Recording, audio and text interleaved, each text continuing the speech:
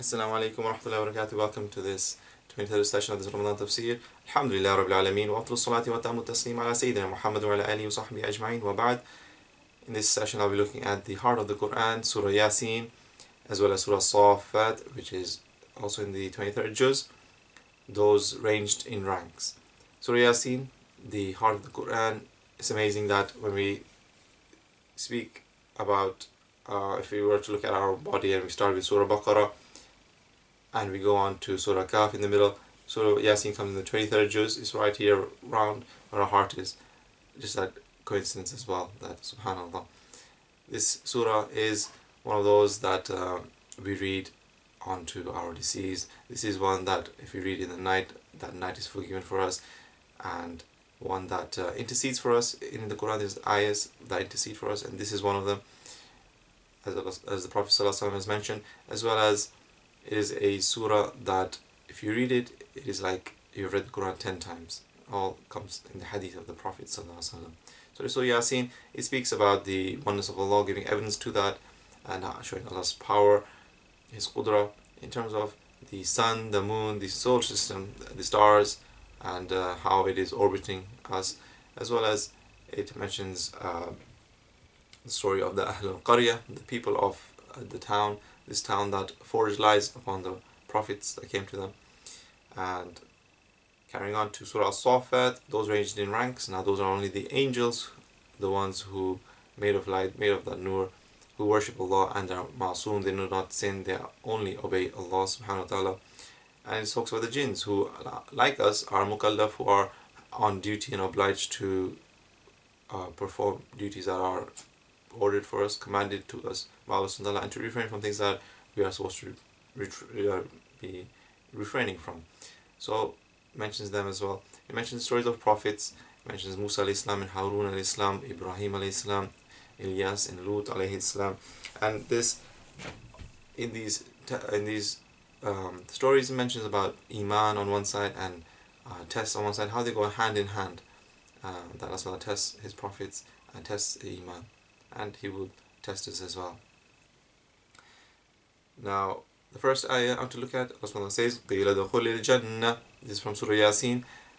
It was said to them, enter the paradise. So here there's something missing. When they died, it was said to them, enter the paradise. So here Allah has omitted the word to make it more eloquence in how, and when we read Surah Yasin, and those who have memorized it as well, we realize how beautiful it is, how we recite it, and it can only have been made possible. Allah omitting where we wanted to omit, and putting and moving around, preceding words to other words. As you see in the next verse, Allah subhanahu wa ta'ala says, لَا الشَّمْسُ يَنْبَغِي لَهَا أَن تُدْرِكَ الْقَمَرَ وَلَا اللَّيْلُ سَابِقُ النَّهَارِ وَكُلٌّ فِي فَلَقٍ يَسْبَحُونَ. Where he says, neither it is for the sun to overtake the moon, nor for the moon to outpace the sun.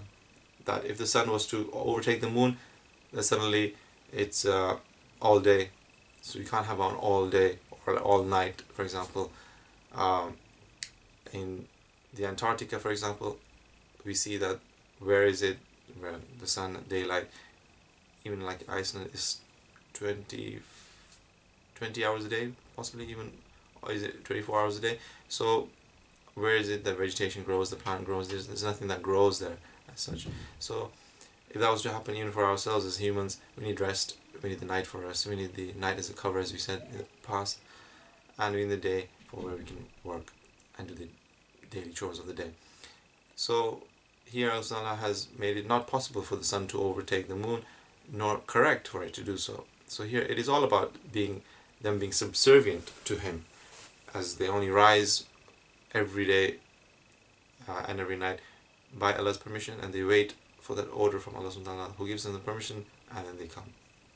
And then they become, in a sense, subservient to us, because they serve us in a way with their heat, with the light, with their guide, being that guiding kind of light.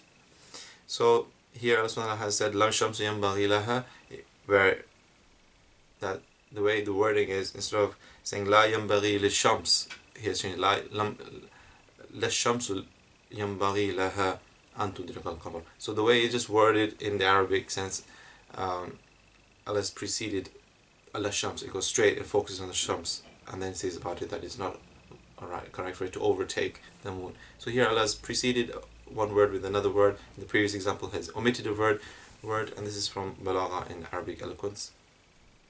And it has, the end it says, وَقُلُونَ فِي فَلَقٍ يَسْبَحُونَ, they swim or they float in their own orbits, the sun and the moon.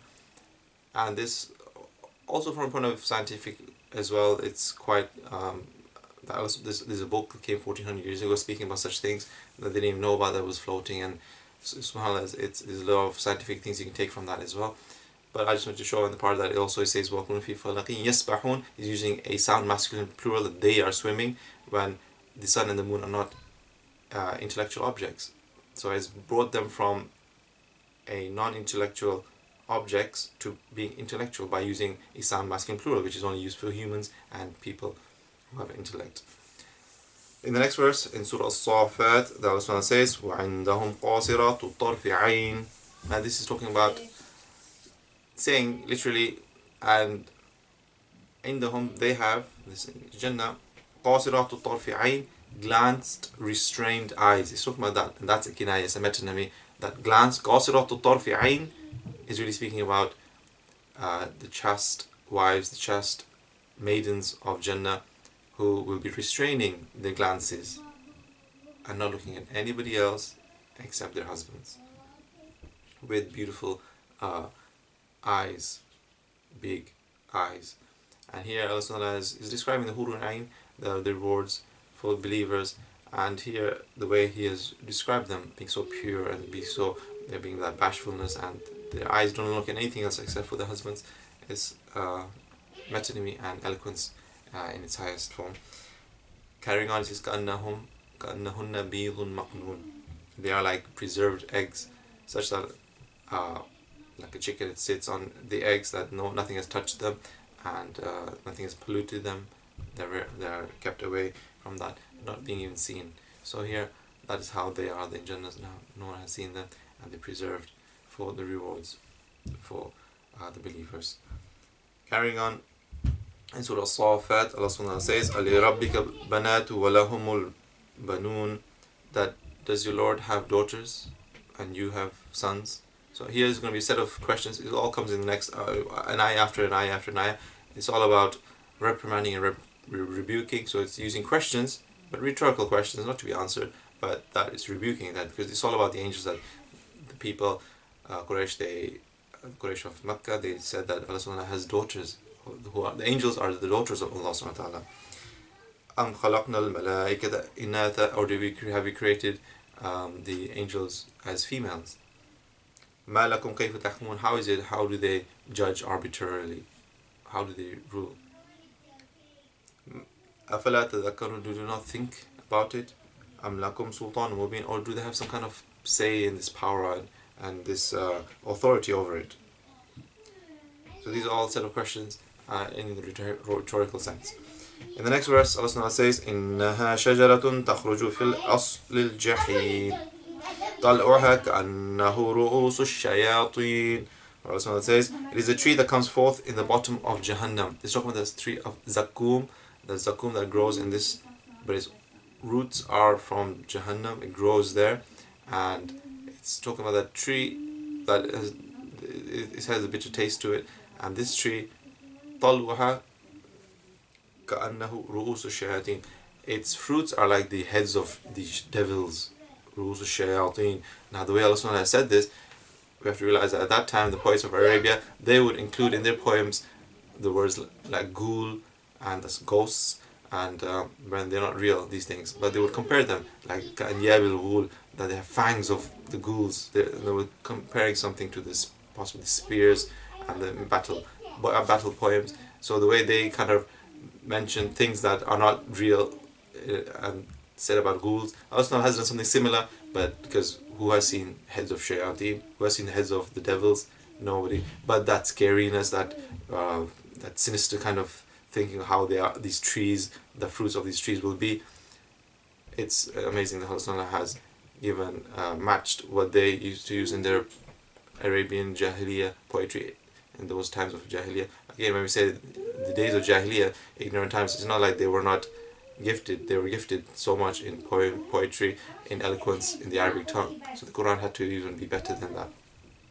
and this this tree that will be, this will be filling them, this will be food that will be given to them, and they'll have to fill, and they will be filling their bellies in Jahannam. This is their punishment. So may Allah protect us from that. Wa sallallahu alayhi wa sallam Muhammad wa alihi wa sahbihi wa barak wa sallam.